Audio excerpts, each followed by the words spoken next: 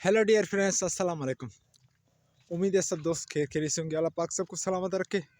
जैसे कि मैं आज 2024 का पहला दिन है और सुबह का पहर है। आप देख सकते हो मेरे पीछे कितना फॉग है।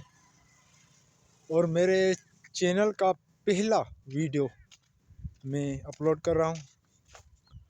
दोस्तों से गुजारिश है बहुत अच्छे तरीके से सपोर्ट करो, जिससे मेरा चैनल ग्रो होना शुरू हो जाए।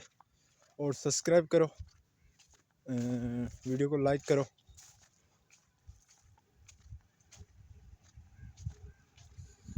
बहुत सर्दी है, बाइक आ रही है, मैं गुजर जाऊँ आगे पहले ही।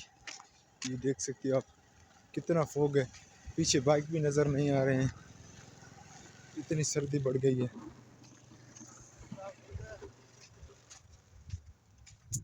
काफ़ी दोस्त जा रहे थे पीछे, इसलिए। और सुनाओ, खैर खैरियत है। और अल्हम्दुलिल्लाह अल्हम्दुलिल्लाह अल्लाह के फजल और करम के साथ हमने गंदम को पानी दे दिया है। आप देख सकते हो मेरे पीछे ये गंदम को पानी हमने दे दिया है।